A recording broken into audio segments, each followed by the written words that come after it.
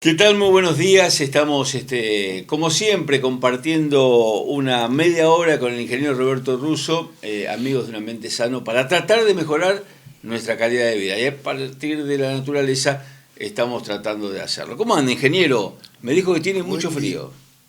Está fresco, Está fresco, digamos. sí. Sí, sí. El día de hoy que estamos acá realizando este programa es un frío muy importante. ¿Que va a seguir o no? ¿No tiene idea? Sí. Mirá, porque los ingenieros siempre me Sigue, dirán. no, sigue la ola de frío, sí. O sea, hay, Claro, hay nevadas primero intensas en allá el en el sur. oeste, exacto, sur, y luego padecemos las consecuencias acá. Y en el norte tenemos 20 y pico de grados de temperatura, o sea que está variadito, por tener gracias al país largo que tenemos, Claro, se genera ya. entonces tenemos diferencias de clima. Pero hoy lo llamativo es que está nublado, que se supone que debe haber estado despejado a la noche, durante la noche, ahora se nubló y todavía en algunos lugares se ve la escarcha. Sí, sí, O sea, hay bastante. Salvo que uno salga dormido de su casa, entonces no la ve, que fue lo que le pasó a un amigo mío. Pero después, más allá de eso, la escarcha está, es natural, es normal, y le diría, al menos así dicen las personas sabias, que es mejor que sea ahora y no fuera de término, y está bueno que caiga una buena helada.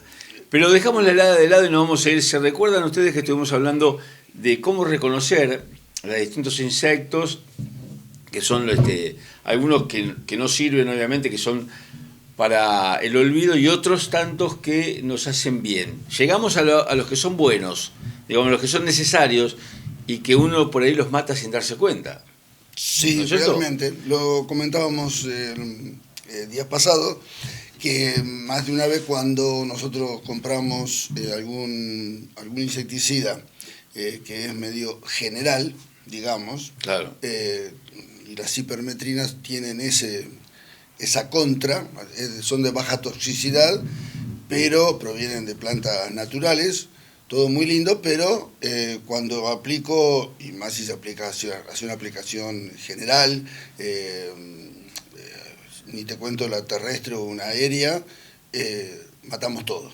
Claro. Es decir, esas plagas, esos insectos que son útiles porque son predadores de otros insectos. O sea, se comen a los otros insectos que queremos Exacto. erradicar de nuestro Exacto. jardín. Es el caso de las avispitas, es un bicho un insecto hermano, pariente o primo de las avispas, de las abejas, que son microhimenópteros que se alimentan de pulgones. Es decir, en las colonias de pulgones lo que hacen es clavar un aguijón, como si fuera el aguijón, pero es el aparato ovipositor, o sea, que deposita un huevo dentro del pulgón. Por lo tanto, el gusano, cuando nace, la larvita, que es muy, muy chiquitita, comienza a alimentarse del pulgón, de su aparato digestivo, todo lo que hay adentro. Claro. Y el pulgón se separa y se pega en la hoja. Entonces, por eso vamos a ver pulgones que son redonditos, están rechonchos, marrones, y a veces, al final del ciclo, tienen una tapita, un círculo en la parte superior, Sí. de ese globito, una tapita que eliminó, salió, se destapó, se abrió y de adentro salió la avispita. Se cumple el ciclo dentro del pulgón. Y así podemos hablar de mucho, ¿no? De las moscas sírfidas, de bichos que comen otros bichos. Hay un problema, que en la naturaleza no hay suficiente cantidad de predadores para la cantidad de plagas. Claro. Plaga, cuando hablamos de plaga, es todo aquello que nosotros estamos habituados a ver en nuestras plantas, frutales, florales, las que fuesen. El productor agropecuario padece de estas plagas, en algunos lugares mucha cantidad. Nosotros la vemos en brotes, en flores, en la hoja, colonias muy, muy grandes de esta plaga. No hay suficiente cantidad de estos predadores para llevar a esa plaga a un nivel, digamos, de control normal que no causen daño. Porque la cuestión no es eliminar totalmente la plaga. No podemos ser obsesivos de eliminar, erradicar de la faz de la Tierra a un ser vivo. Es decir, pero sí pueden existir, claro, puede existir una cierta cantidad de pulgones, una cierta cantidad de isocas que no van a causar un daño económico, ¿no es cierto?, que produzca una disminución de la producción y que afecte el rendimiento que uno pretende, ¿no es cierto? Por algo está.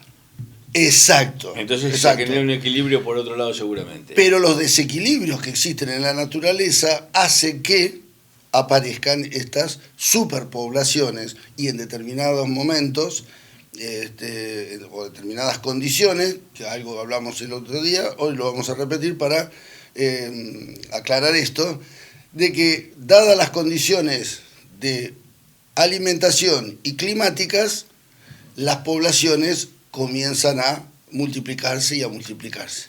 Cuando cesa esas condiciones beneficiosas para la plaga, la población disminuye.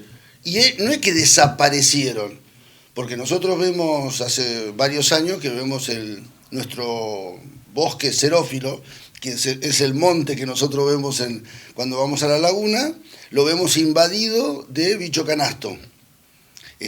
Muchas plantas de nuestras nativas están infectadas por bicho canasto.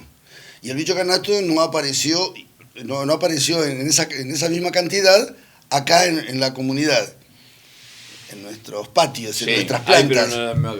Hay muy poquito. El tema que hace varios años atrás llegó acá. Llega a través de las cosas más inverosímiles que podemos... Los zapatos, o sea, los calzados... El viento, los pájaros, porque el canastito... La rueda... de cualquier forma. Entonces llega acá. No se ha dado. Ahora, el año que desaparezcan, mejor dicho, que no notemos tanta actividad, no es que se fueron todos, hay una cantidad mínima.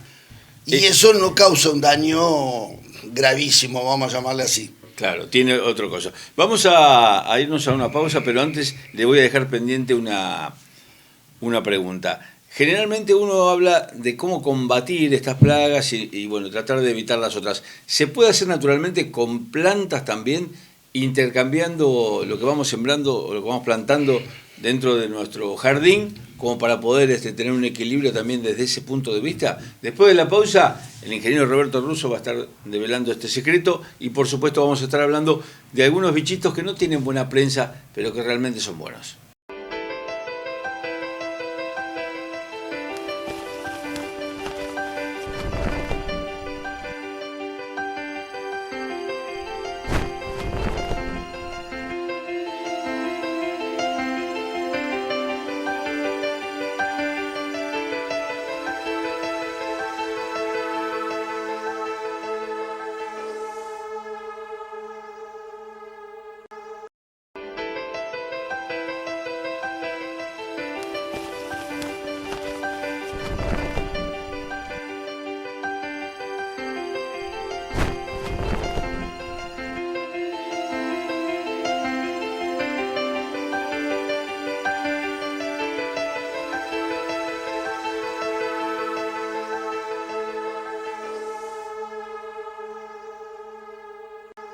Seguimos entonces, y la pregunta que había quedado formulada antes de irnos a la pausa era saber si en esto de tener que hacer el equilibrio a la hora de los insectos y demás, ¿cómo podemos contribuir? Si lo podemos hacer desde aquellas plantas que podemos estar incorporando dentro de nuestro jardín. Ingeniero, todo suyo.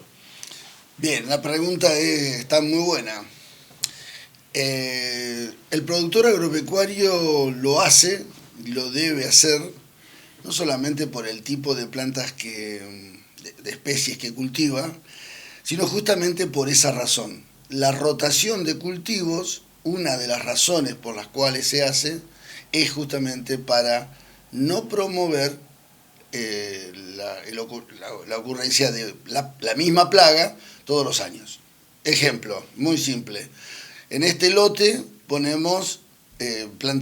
sembramos todos los años trigo, todos los años avena, todos los años sorgo. Las plagas que lo atacan, sean enfermedades, hongos o el insecto que sea, isócade o pulgón, todos los años tienen comida asegurada. Ese es el problema del caso de los alfalfares. Claro. Pero el alfalfa que va a durar, puede durar en algunas zonas 3-4 años, en otras más, tienen los problemas de determinada plaga porque todos los años esa planta está ahí, en ese metro cuadrado. Por lo tanto, isoca, pulgón, las mulitas del suelo, la isoca, sí, creo que la mencioné, ¿no? Sí. Está ahí la planta, por lo tanto están las plagas. El tema es nuestro jardín. Claro. En la huerta lo podemos hacer, hacemos rotación de cultivo. Las plagas que cumplen parte del ciclo en el suelo, si yo todos los años le coloco, planto en este metro cuadrado tomate, tengo el gorgojo del tomate, lo tengo ahí en el suelo, porque parte del ciclo lo cumple en el suelo. Claro. Entonces el adulto arriba, es decir, en la parte aérea, ataca la parte aérea. Por lo tanto, la rotación la podemos hacer. No es tan así en el jardín, que nosotros no podemos estar cambiando las plantas, pero sí tenemos los ahuyentadores, los que prevenimos, las especies que, principalmente las aromáticas, que previenen la instalación de determinada instalación, en el sentido de que se establezca alguna plaga en el jardín. Está bien. Eso a tener en cuenta. De cualquier manera, y vale por ahí una mención, porque por ahí alguno en la casa va a decir, sí, no solamente se hace la rotación por los bichitos, sino también por los nutrientes que se le saca al suelo. Bueno, claro, por eso. Es obvio y natural, por eso también es interesante hacer la aclaración y la rotación. Damos vuelta a la página y la segunda pregunta que le había hecho es aquellos insectos que no tienen buena prensa, pero sin embargo no sirven. No sé. Elija uno. Bueno, uno lo muestra, en general, acá abajo, por acá está, el bicho bolita. Sí. Es un bicharraco de estos que es más el daño que causa que el beneficio. Y es un crustáceo, no es un insecto, es un crustáceo que ayuda a la descomposición de la materia orgánica. Por lo tanto, en los suelos, cuando uno le dice, porque muchos artículos que hicimos, que grabamos este año, hablábamos de en la maceta, en el suelo, agregar materia orgánica, siempre tiene que estar orgánico para que provea de nutrientes al suelo, principalmente nitrógeno, etcétera, etcétera. Después va a venir el bicho bolita. Pero tiene que haber mucha materia orgánica en superficie para que el bicho bolita se encargue de descomponer esa materia orgánica y no se haga fitófago. Significa comer plantas. Porque el bicho bolita hasta sube algunos centímetros y las hojas de abajo se las come. El tallito de la planta, por ejemplo el plantín de huerta o de especies florales recién trasplantado, que es muy chiquitito, va al cuello y se lo come. Entonces se come plantas en lugar de ser benéfico y descomponer la materia orgánica que ayuda junto con las lombrices o el otro muy chiquitito que mide menos de 1 milímetro, que se llaman colémbolos, que son unos bichitos blancos saltarines que están en los lombricarios, donde hay mucha materia orgánica. Vamos a ver como un polvillo de color blanco. Esos bichitos son destructores de la materia orgánica y son beneficiosos para todo el ecosistema del suelo. Entonces el bicho bolita hay que ayudarle a que cumpla una función y no la otra, porque si no es dañino. Ante la falta de, Exacto. se transforma en Exacto. dañino. Exacto. El hombre necesita comer. Exacto. No le queda otra. Muy bien. Otros insectos como la juanita, ¿no es cierto? Un coleóptero que para nosotros, para el ser humano, tratamos de ni tocarlo, porque justamente se llama bicho boticario, y ese olor a fenoles es bastante asqueroso. Es un bicho predador, carnívoro, y que come otras plagas. Es decir, es benéfico para algunas cosas, para algún aspecto, pero para el ser humano es bastante chocante, ¿no es cierto? Molesto. Bastante molesto. Pero, y ahí está, es una de las tantas, de los ejemplos que hemos tenido, de lo que estábamos hablando, de que hay veranos que tenemos muchos de esos y que molestan principalmente a la noche, sí. se acercan a la luz. Y se van adentro de la ropa, casa. Cuando uno tiende la ropa afuera y le queda, veo que se le... Sí, y te cuento que te pones el pantalón, la camisa con uno adentro, la sábana, no, ni hablar. Antes la plancho, ingeniero. Ah, hay que plancharla, ¿cierto? Ahí cuando va a planchar, vuela la luz. Estoy como la juventud que dice que no hay que planchar nada. Se usa arrugado. Y es carnívoro, y entonces es predador de otras especies. El otro que es algo controvertido es el mamboretá. El mamboretá, o tatadiós, es un predador, es benéfico, pero tiene el inconveniente de ser predador pero indiscriminado, así se lo llama. ¿Qué significa? No discrimina especie que se come. Se puede comer una mariposa, ¿no es cierto? Las atrapa, se las va devorando, y la mariposa es plaga, ¿no es cierto? Pero también se puede atrapar una abeja. Nosotros vemos acá todos los polinizadores, los que ayudan justamente a la polinización cruzada, pero el mamboretá se puede atrapar y comérselo todo a cualquiera de estos benéficos. O a la crisopa, que es otro bichito que está por acá, este muy chiquitito, que lo vamos a ver volando muy, muy lentamente. Es predador de pulgones, anda en los árboles, en nuestras plantas, y un tatadiós se lo puede atrapar y comer tranquilamente. O sea, es control biológico, pero de especies benéficas. Se dio al final de este verano bastante, ya fuera casi del verano, se dio abundante cantidad de vaquitas de San Antonio. Veo que hay una que son marroncitas y otra que tienen distintos puntitos. Sí. Pero cantidad. Eso es lo que hablábamos. Se dieron las condiciones para que esa vaquita se reprodujera. Sí. Es probable de que hoy, el año que viene, no lo vayamos a tener más. O sea, vamos a ver una de vez en cuando. Claro. Se dan las condiciones de alimentación y de temperatura, es decir, son las dos cosas, bueno, y humedad en el suelo cuando lo cumplen parte del ciclo en el suelo. Pero eso es beneficioso porque esas son predadoras de pulgones, o de huevos de otros insectos, o de gusanitos chiquititos, son milimétricos, ¿no? De otros insectos, pero principalmente de pulgones.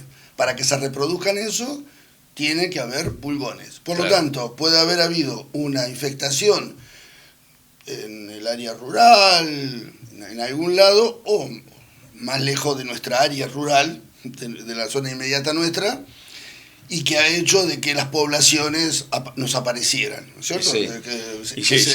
Sí. Se amontonan todas en una esquina como para pasar el invierno, así dice. Sí. Eso siempre, cuando llega el otoño, se guarecen, hasta como la chinche verde que cambia de color, y trata de pasar el invierno protegida de las inclemencias del tiempo, dentro de, ¿no es cierto? Y para pasar el invierno estamos nosotros, ingeniero. Así que le agradezco por el tiempo que nos ha brindado.